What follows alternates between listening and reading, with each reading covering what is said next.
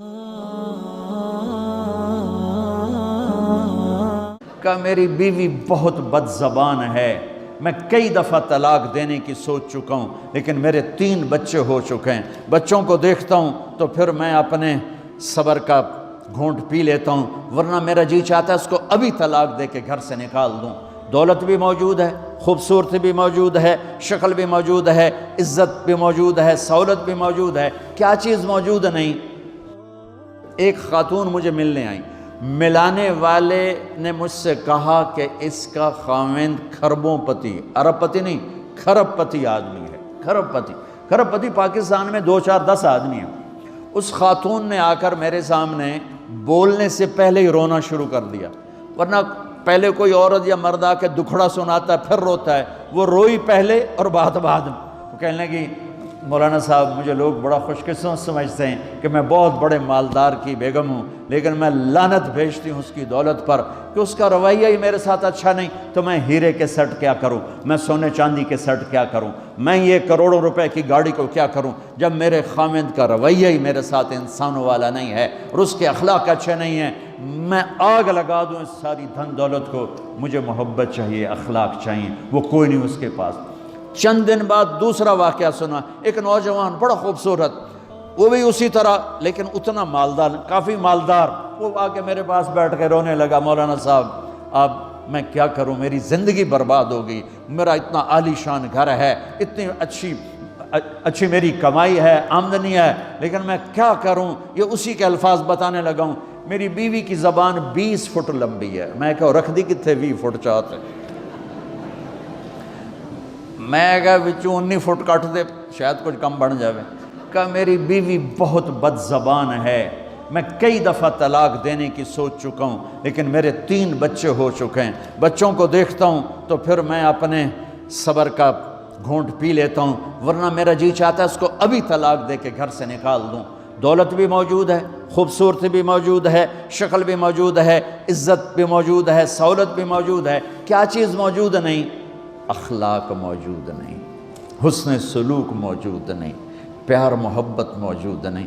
اب اپنے گھروں میں اگر خوشی دیکھنا چاہتے ہیں، ہر رشتے کو اگر آپ آباد کرنا چاہتے ہیں تو میرے نبی والی محبت دینا سیکھیں، میرے نبی والی محبت دینا سیکھیں، اپنے بچوں کو بھی، اپنی اولاد کو بھی، اپنے بہن بھائیوں کو، اپنے ماں باپ کو، ساس بہو کو، بہو ساس کو، سسر بہو کو، بہو سسر کو، بھائی بھائی کو، بہن بہن کو، اللہ کے واسطے برداشت کرنا سیکھو۔ مجھے میرے رب کی قسم ساری دنیا کا چین و سکون برداشت میں ہے، صبر میں ہے، صبر میں ہے، صبر میں ہے۔ زبان ایک نوجوان میرے پاس آیا، کہا جی میری بیوی سے لڑائی ہوتی، مجھے کوئی تعویذ دو۔ میں نے کہا بیویوں پہ تعویذ اثر ہی نہیں کرتا۔ کہنے کا کیا کروں؟ میں نے کہا ایک عمل بتاتا ہوں، سنت عمل، کہ 1-2 لقمے اپنے ہاتھ سے بیوی کو کھلا دیا کرو۔ وہ کہنے لگا اس سے کیا ہوگا؟ میں نے کہا تو تم دیکھو گے، پھر میں پوچھوں گا تم سے کیا ہوگا۔ میں نے کہا یہ سنت عمل ہے، اس سے محبت بڑھے گی۔ کوئی 8-10 دن گزرے تو اس کا فون ویسے آ گیا حال احوال پوچھنے میرا، تو مجھے اپنی بات یاد آ گئی۔ میں نے کہا میری بات پہ عمل کیا تھا؟ کہنے لگا نہیں۔ میں نے کہا کیوں؟ کہنے لگا شرم آتی۔ میں نے کہا لڑتے ہوئے شرم نہیں آتی؟ کبھی کوئی کمزور سے بھی لڑتا، عورت تو بیچاری کمزور ہے، چلو یہاں کی عورتیں طاقتور ہیں، سنا ہے کہ بڑی شیرنیاں ہیں اور ان کے خامد سارے بکری یہ شیر ہیں، الٹا ہی کام ہے، یہاں عورتیں شیر ہیں، خامد بکریاں ہیں۔ چلو بھائی تم مہربانی کر کے اپنے خامدوں کو عزت دو، اور ان سے کہتا ہوں اپنی بیویوں کو عزت دو، محبت سے رہو۔ تو میں نے کہا بے وقوف، کبھی کمزور کے ساتھ بھی کوئی لڑتا ہے، اس میں تمہیں شرم نہیں آتی اور اس میں شرم آتی ہے؟ سنت۔ میں نے کہا چل کر اور مجھے بتا۔ کوئی 2 گھنٹے بعد اس کا فون آیا، کہا مولانا دوپہر کا کھانا تھا، میں نے اپنی بیوی کے منہ میں لقمہ جو دیا نا تو اس کا منہ وہیں کھلا رہ گیا۔ وہ کہنے لگی تو نے خود تو کیا نہیں، کسی نے تجھے بتایا ہے؟ کس نے بتایا؟ تو بتا، تیرے اندر یہ ظرف نہیں ہے، تمہیں یہ سبق کس نے پڑھایا ہے؟ اس نے کہا مجھے یہ سبق مولوی طارق جمیل نے پڑھایا۔ تو کہنے لگا میری بیوی نے ایسے اپنی جھولی اٹھا لی اور کہا مولوی طارق جمیل اللہ اس کے بچوں کو سلامت رکھے جس نے تمہیں انسان بنایا۔ میرے بھائی بہنوں صبر کرنا سیکھو۔ ہماری ایک دھوبند تھی ماسی شریفہ، مر گئی بیچاری، تو وہ آ گئی میری بہن کے پاس، چھوٹا قد، موٹی ڈٹی تو بڑی لڑک کی، پوری شیرنی۔ وہ آ کے کہنے لگی میری بہن کو، میری بہن تو انہوں چنگی طرح جان دی ہے، بی بی اے میری نوواں بڑیاں لڑدیاں، میں نے کوئی تویز دے ساریاں میری نوکر بن جانا۔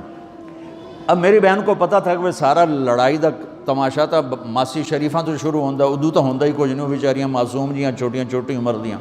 تو میری بہن نے ایک تعویذ بنایا اور اس کو یوں رول کر کے نا اس کو کماسی شریفاں ہن جس لے تیری لڑائی ہوئے نا اس تعویذ تو چک مار کے بہ جانا ہے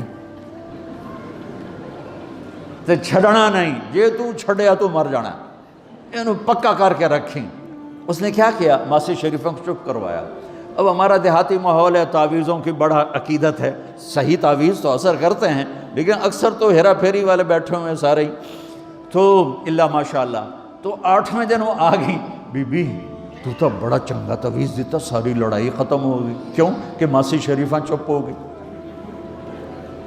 تو میں ان ساری مستورات کو یہ تعویذ دے کے جا رہا ہوں، یہ سب لے لو، یہ مرد بھی لے لو، اور جب کوئی جھگڑا ہو اے یہاں رکھ کے چپ کر کے بیٹھ جانا، آپ کی لڑائیاں ختم ہو جائیں۔ اگر آپ بولتے رہے تو پھر لڑائی ختم نہیں ہوگی۔ میرے نبی کی زندگی سیکھو، معاف کرنا سیکھو، محبت دینا سیکھو، ایسا نہ ہو کہ دو آپس میں بولتے نہ ہوں، ایسی بد اخلاقی سے بچو۔ اور آخری بات یہ ہے، آپ اس ملک میں رہتے ہیں، اب یہ آپ کا ملک ہے، اگر آپ کے پاسپورٹ ہیں تو یہ آپ کا ملک ہے، اس کے قانون کو عزت دو، اس کے قانون کو احترام دو۔ یہاں کی گورنمنٹ کے ساتھ مجھے پتہ چلا ہے کہ بہت سے لوگ ہیں فرضی بیمار بن کے وظیفے لے رہے ہیں، یہ حرام ہے، یہ دھوکہ ہے، یہ فراڈ ہے۔ جو حکومت آپ کی اتنی ہمدرد ہو کہ گھر بیٹھے آپ کو وظیفہ پہنچائے، آپ کے بچوں کے وظیفے لگائے، آپ کے وظیفے لگائے، انہی کے ساتھ دھوکہ کرنا ہے، انہی کے ساتھ فراڈ کرنا ہے۔ اللہ کی قسم یہ آپ اپنے ساتھ فراڈ کر رہے ہیں، یہ آپ اپنی ذات کو دھوکہ دے رہے ہیں، ان کو نہیں دھوکہ دے رہے، آپ اپنے آپ کو دھوکہ دے رہے ہیں۔ ایک سردار جی ریل میں چڑھا، ہنسی جائے، لوگوں نے پوچھا سردار جی بڑے ہنس رہے ہو؟ کہنے لگا ریلوے والوں کے ساتھ آج بڑا فراڈ کیا، چکر کا دے دیا، ریلوے کو چکر دے دیا ہے۔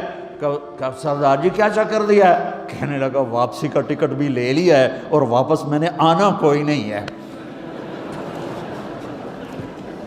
نہ کہ سردار جی اپنے آپ نے چکر دیتا ہے تسی تو جتنی 2 نمبری کرنے والے ہیں یہ اپنے آپ کو چکر دینے والے ہیں۔ اللہ کے واسطے اس حکومت کا نہ ٹیکس چراؤ، نہ ایسی 2 نمبری کرو، نہ یہاں کی بچیوں کو دھوکہ دے کر کاغذ بنانے کے لیے شادیاں کرو۔ جب انگریزوں کی حکومت تھی انڈیا پر تو دلی میں ایک وہ پک پاکٹ رہتا تھا جیب کترا، اس کا چیلا شام کو 2 روپے لے کر آیا تو اس نے اس کو تھپڑ مارا، سارے دن میں 2 روپے۔ تو کہنے لگا استاد آج بڑا مال مارا تھا، ایک گورے کی جیب کاٹی تھی، بہت پیسہ تھا۔ جب میں 4 قدم چلا، سننا ذرا اس زمانے کے چور کا ایمان سننا، کہنے لگا جب میں 4 قدم چلا تو مجھے خیال آیا اگر قیامت کے دن عیسیٰ علیہ السلام نے میرے نبی کو گلہ دے دیا کہ آپ کے امتی نے میرے امتی کی جیب کاٹی تھی تو میرے نبی کو شرمندہ ہونا پڑے گا۔ تو پھر میں نے کہا میری وجہ سے میرا نبی شرمندہ ہو، میں نے جا کر اس کو واپس کر دیا، اے 2 روپے اپنے دے کپ کے لے آندے۔ تو اس نے اس کو 10 روپے انعام دیا کہ یہ 10 روپے تیرا انعام ہے۔ اب آپ اس ملک کے اگر ہیں، آپ کے پاسپورٹ ہیں تو آپ یہاں کے ہیں، آپ اپنے پیچھے اپنے رشتہ داروں کی مدد کریں، جو مرضی کریں، لیکن میرے بھائی بہنوں اس سے اپنا ملک بنا کے چلو، یہاں غریبوں پہ خرچ کرو۔ زکوٰۃ تو مسلمان کو دی جاتی ہے کوئی شک نہیں، لیکن صدقات خیرات پیچھے بھیجنے کے بجائے یہاں کتنے غریب لوگ ہیں، کتنے ضرورت مند لوگ ہیں، کتنے لوگ ہیں جن کے پاس گھر کوئی نہیں، کتنے لوگ ہیں جو کونسل کی طرف سے وظیفہ لے کر روٹی کھا رہے ہیں اور وہ پوری نہیں پڑتی، ایسوں کو ڈھونڈ کے ان پر خرچ کرو، ان کی مدد کرو، کسی کی جانی خدمت کرو، کسی کی مالی خدمت کرو۔ میرے نبی نے فرمایا ہر مسلمان کے لیے ضروری ہے کہ صدقہ دے، ہر مسلمان روزانہ صدقہ دے۔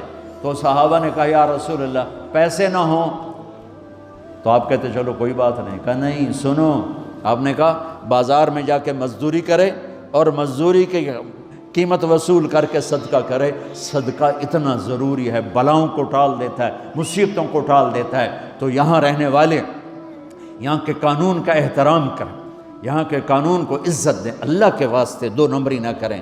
دیانتداری سے چلیں۔ میرے نبی نے فرمایا میرا امتی ہر گناہ کر سکتا ہے، دو کبھی نہیں کرے گا، ایک جھوٹ کبھی نہیں بولے گا، ایک دھوکہ کبھی نہیں دے گا۔ تو اللہ کے واسطے دھوکے فراڈ سے چلیں۔ کہیں آپ لڑے ہوئے ہیں صلح کر لیں، پیار محبت دیں، معاف کریں، اپنے بچوں کو ٹائم دیں، ان کو اچھی تعلیم دیں، یہ اعلیٰ عہدوں پر پہنچیں، اعلیٰ جاب پر پہنچیں۔ ضروری نہیں ہے کہ تمہاری طرح مزدوریاں ہی کریں، ان کی تعلیم کا یہاں اسکول بناؤ، یہاں کالج بناؤ، اپنے اسکول بناؤ، اپنے کالج بناؤ، اپنی اولاد کو اچھی سے اچھی تعلیم دو کہ یہ آگے چل کے بڑے شعبوں پر اور بڑی جاب پر پہنچیں اور تمہارے لیے عزت بنے، باعث عزت بنے، باعث افتخار بنے۔ آپس کی پیچھے لڑائی چل رہی، اس نے 1 کنال کا گھر بنایا، میں نے 2 کنال کا بنایا۔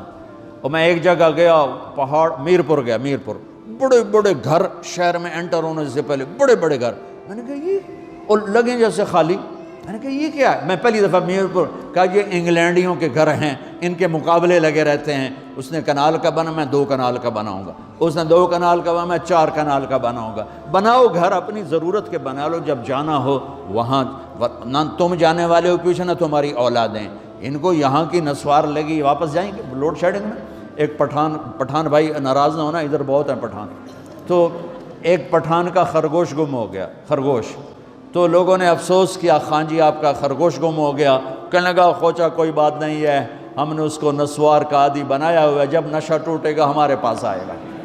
یہ تمہاری نسل اور تم انگلینڈ کی نسوار کھا کھا اب تم پاکستان جاؤ گے، ہندوستان جاؤ گے، بنگلہ دیش جاؤ گے، تم نے یہیں رہنا ہے۔ اسے اپنا ملک بنا کے چلو، سنسیئر ہو کے چلو، اس کے قانون کا احترام کر کے چلو۔ یہاں غریبوں پہ صدقہ تو غیر مسلموں کو دو، ان کے دل قریب ہوں، ڈھونڈ ڈھونڈ کے دو، وہ تم سے پیار کریں، وہ تم سے محبت کریں، ان کے ہائے ہائے۔ او میرے نبی تشریف فرما تھے، ایک طوائف گزری، طوائف پروسٹیٹیوٹ، وہ آپ کو دیکھ کے نا آپ کا مذاق اڑانے کے لیے، کیسا نبی ہے، اکیلے بیٹھ کے کھاتا ہے، کسی کو پوچھتا ہی نہیں۔ غیر مسلم، کافر، طوائف، کتنی برائیاں اکٹھی ہو گئی۔ آپ نے کہا آ جا، وہ آ کے بیٹھ گئی، آپ نے کہا کھا، وہ تو آپ کا مذاق اڑا رہی تھی کہ نہیں ایسا نہیں کھاؤں گی، جو تیرے منہ میں ہے اپنے ہاتھ سے نکال کے مجھے کھلا۔ اس کا خیال تھا یہ مجھے ڈانٹیں گے، کہیں گے اس کو اٹھاؤ، 2 چھتر مارو، اس کو دفع کرو، میں کہوں گی دیکھو تمہارا نبی کیسا ہے، اتنا بد اخلاق۔ تو انہوں نے کہا نہیں، جو تیرے منہ میں ہے وہ نکال اور اپنے ہاتھوں سے میرے منہ میں ڈال۔ میرے نبی نے کہا یہ لو، آپ نے لقمہ منہ سے نکالا اور اس کے منہ میں ڈالا۔ اب پنجابی کی مثال ہے، کبے نو لت لگی، وہ سدھا ہو گیا۔ میرے نبی کے منہ کا لعاب جب اس طوائف کے منہ میں گیا، وہ ساتھ ہی کلمہ پڑھ گئی، ایمان لے آئی اور مدینے کی شریف ترین عورت بن گئی۔ میرے نبی تو اس طرح اخلاق والے تھے۔ یہاں تو نوکر سسٹم نہیں، میں پاکستان میں بھی روتا رہتا ہوں کہ نوکروں کے برتن الگ ہیں اور مالکوں کے برتن الگ ہیں، عورتوں کی نوکروں کی پلیٹ الگ ہے اور مالکوں کی پلیٹ الگ ہے۔ میرے نبی نے طائف کے کافر آئے، روزانہ ان کے ساتھ بیٹھ کے رات کو کھانا کھاتے تھے، ان کا جھوٹا کھاتے تھے۔